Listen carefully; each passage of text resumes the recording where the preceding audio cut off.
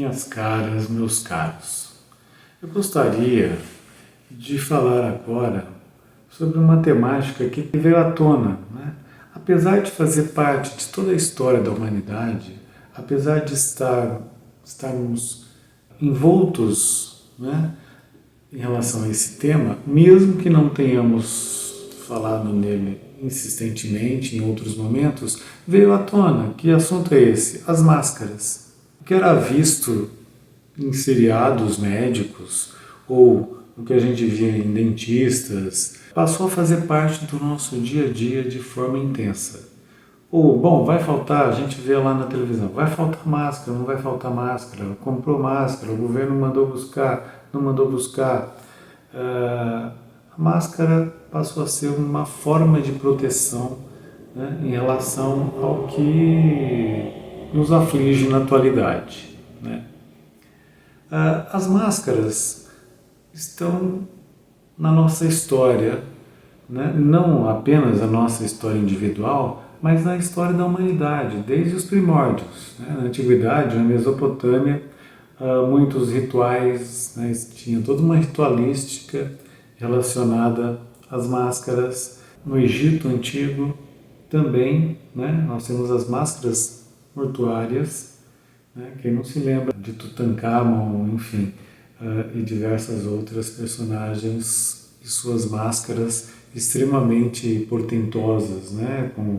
Feitas à base de ouros e tudo mais.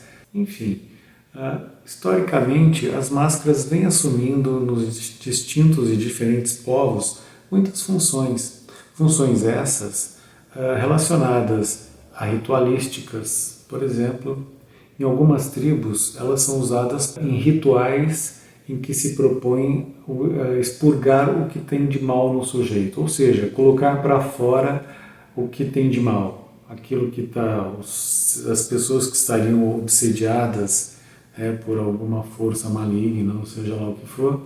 As máscaras eram utilizadas nesses rituais no sentido de que elas colocassem para fora o que lhes fazia mal e o que fazia com que elas fizessem mal à sociedade a qual elas viviam.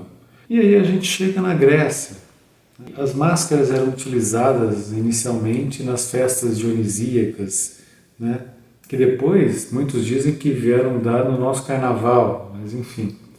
Mas fundamentalmente o que me interessa aqui são as máscaras gregas utilizadas no teatro. Aquela com os cantos da boca voltadas para cima, como se tivesse um sorriso, representando a comédia, e, por outro lado, uma com os cantos voltados para baixo, representando a tristeza, a tragédia, essencialmente, né?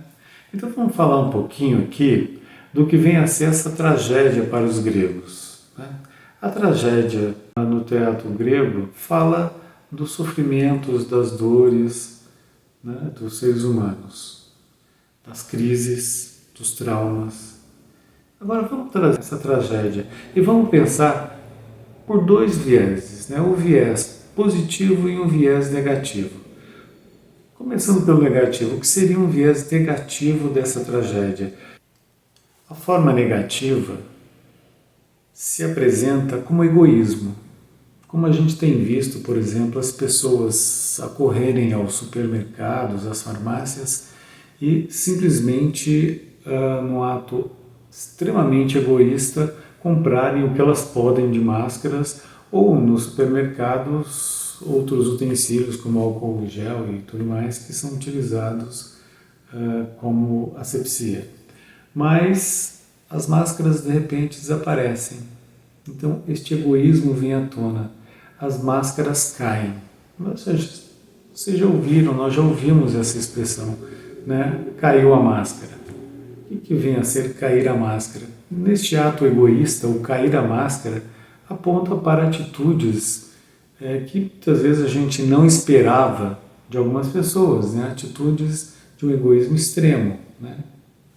Simplesmente limpando os supermercados, as farmácias, sem pensar no outro, sem pensar em que o mundo, em que eu necessito do outro, o outro de mim, né? O mundo é uma troca, sempre. Agora, o que seria dentro dessa tragédia um ato, algo positivo? Seria o contrário, seria o altruísmo. Seria esse momento em que eu abro mão de muitas coisas, de um excesso, por exemplo, eu compro as máscaras que eu necessito, ou a máscara que eu necessito, e não todas do mercado, deixando outras pessoas sem. Se eu tenho demais, alguém vai ter de menos. Então, a gente tem um altruísmo muito forte. Pessoas que eventualmente são quietinhas, caladas, de repente a gente começa a perceber atos e atitudes de um voluntarismo, de uma abnegação que a gente não esperava. A gente se surpreende. Isso é muito bom. Agora, por outro lado, a gente tem também na tragédia grega a máscara que representa a comédia, a alegria. Como é que a gente poderia pensar a comédia nos tempos atuais? Neste momento em que vivemos. A comédia, eu vou fazer uma ponte aqui, uma correlação com os memes que a gente acaba vendo a mão cheia, com os memes, com as piadas que surgem o tempo todo nas mídias. Existe uma profusão de piadas, de memes. O que a gente poderia pensar a partir disso? Os memes ou as piadas, elas funcionariam como diminuidores de angústia.